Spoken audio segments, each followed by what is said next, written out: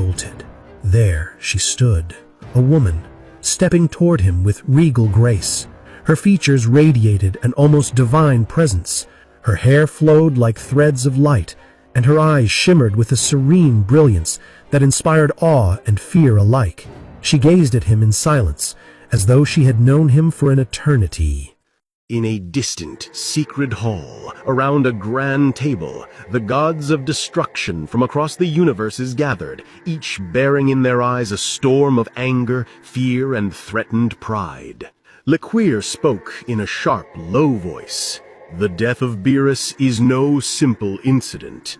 If we allow such a thing to pass without response, the very title of God of Destruction will lose its meaning. Another god with a faint coldness added, "Then others will dare to challenge us. We cannot leave this unpunished."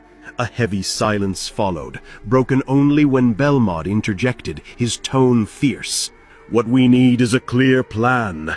The annihilation of Universe 7. Our ultimate option." A fourth god whispered with chilling malice, "We begin with Earth." But then one of them objected, "Wouldn't that put us at risk? The Omni King has a bond with Goku. If he discovers that we destroyed his homeworld, we could be erased." Belmod responded coldly, "The Grand Priest has already punished Goku. Perhaps an alliance with him could conceal this truth, granting us a card with which to deceive the king." Just as their voices rose and their schemes took shape, the doors of the hall slid open quietly.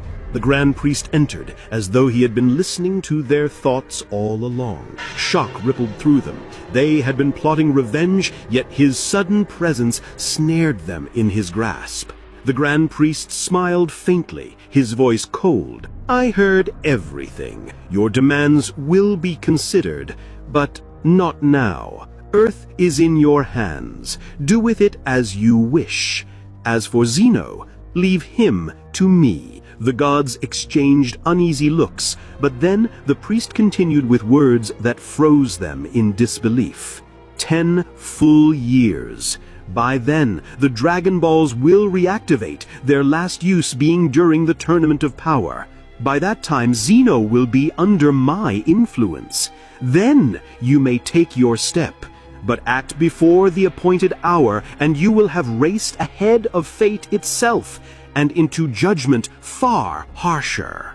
A long silence followed. They understood now. The game had changed. It was no longer a matter of hasty revenge, but of a conspiracy bound to time itself, a plot that could alter the course of everything. Far away, in the void, Goku stood frozen before the mysterious figure. He muttered nervously to himself, "What is this power? And why do I feel this strange presence?" The woman before him carried an aura of regal mystery. Her gaze was calm, yet piercing, as if she were reading his very thoughts. Slowly she began to approach, each step thickening the tension in the air. Goku tried to speak, but the words stuck in his throat. Suddenly, he released a massive energy blast, so immense that had it been directed at Beerus, it might have ended him instantly.